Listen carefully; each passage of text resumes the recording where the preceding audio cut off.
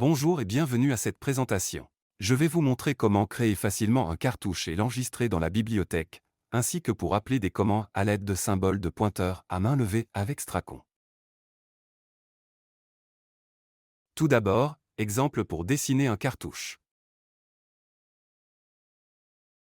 Je commence à dessiner un cartouche avec un rectangulaire. J'attrape le point d'angle du quart et modifie le point de référence à l'aide de la barre d'espace.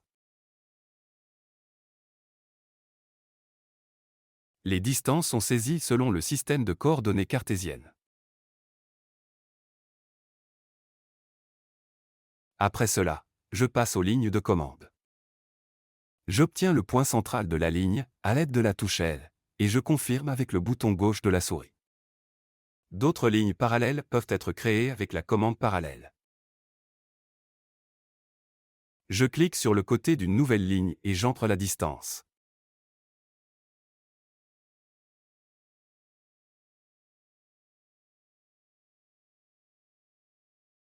Je trace à nouveau la ligne suivante à l'aide de la barre d'espace pour attraper le point d'angle et entrer la distance. La projection horizontale est activée avec la touche H et la fonction parallèle peut être appelée avec le clic intelligent à l'aide du bouton central de la souris pour étendre ou raccourcir les lignes. Je répète les étapes pour tracer plus de lignes à l'aide de la barre d'espace, de la touche H pour ajouter une projection horizontale. Je capte le centre entre deux points avec la touche B et enfin j'active la projection verticale avec la touche V.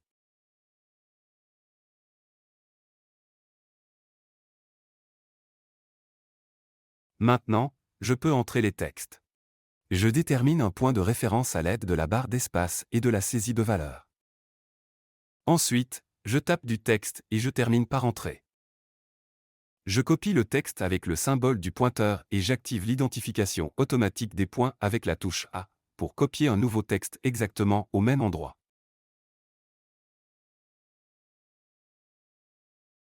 De plus, le texte peut être corrigé de la même manière à l'aide du symbole de pointeur U. Pour une saisie de texte supplémentaire, je modifie les paramètres par défaut à l'aide de l'épaisseur du stylet de la barre de fonction supplémentaire, de la hauteur du texte et de l'alignement. Pour centrer un point de référence, j'utilise la combinaison de la barre d'espace, de la touche B pour obtenir le centre et de la touche R pour définir la projection orthogonale. Afin de garder le texte variable en fonction du projet, j'utilise le point d'exclamation pour reprendre le texte des données du dessin.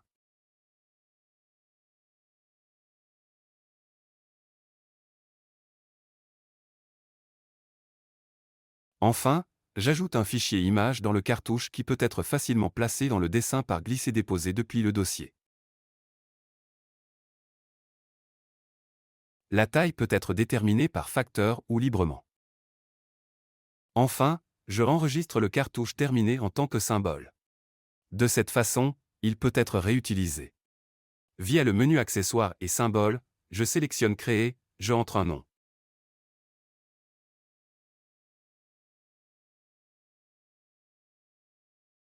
Sélectionnez le coffrage et un certain nombre de sous-détails. Enfin, je sélectionne l'ensemble du cartouche et détermine le point de référence dans le coin inférieur droit pour l'insertion ultérieure.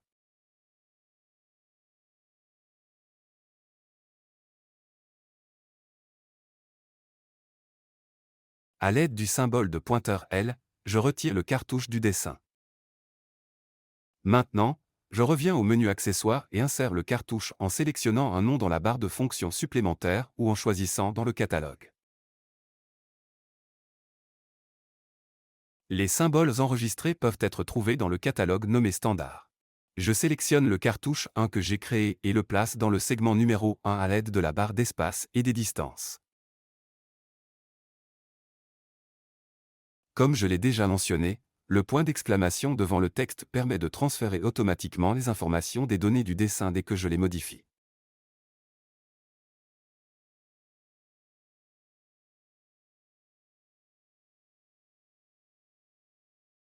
En fin de compte, je veux vous montrer comment les dessins peuvent être enregistrés dans la bibliothèque pour une utilisation ultérieure. J'ai besoin d'ouvrir un menu de fichiers et de sélectionner Enregistrer dans la bibliothèque. Les dessins enregistrés apparaissent dans le répertoire de la bibliothèque d'ICAD, qui peut être défini à l'aide des données de base. Je nommerai le dessin en fonction de la taille de la feuille et du nom d'un cartouche. Une table de protocole s'affiche avec un message indiquant que le dessin a été enregistré dans la bibliothèque. Si je souhaite créer un nouveau dessin à l'aide de ce modèle, je dois sélectionner Fichier, Nouveau à partir de la bibliothèque. Deuxième exemple d'insertion de DWG avec un cartouche. Je souhaite commencer par supprimer le cartouche existant et modifier la géométrie du segment à l'aide d'un symbole de pointeur.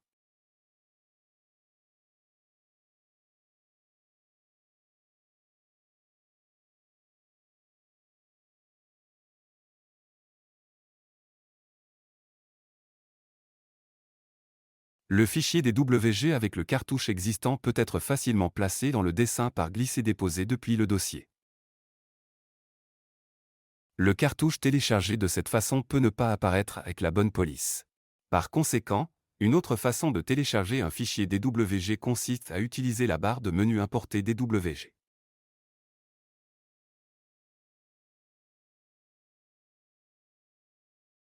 Un tableau de paramètres s'affiche où je peux modifier les paramètres par défaut, tels que le style d'alignement, la couleur, la police.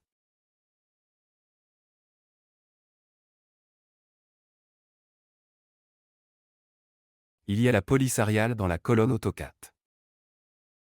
Stracon convertit automatiquement le texte en police TrueType, c'est la raison pour laquelle nous voyons le texte en dehors du cadre.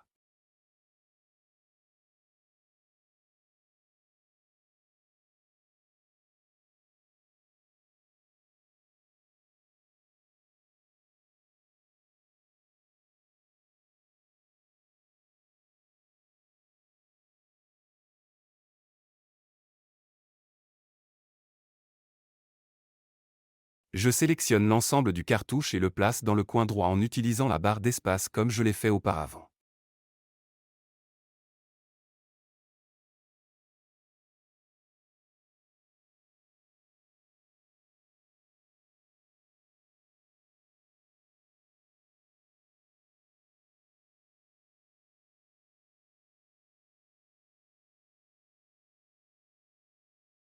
À l'aide d'un point d'exclamation, je change le texte en une variable.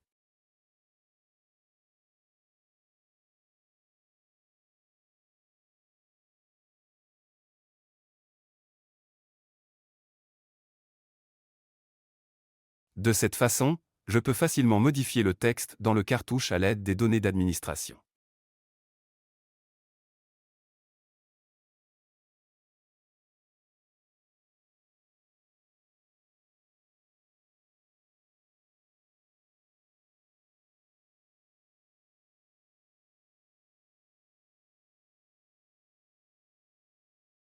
Le cartouche est enregistré en tant que symbole en suivant les mêmes étapes que dans l'exemple précédent.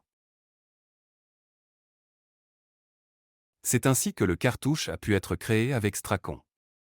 Appréciez le résultat.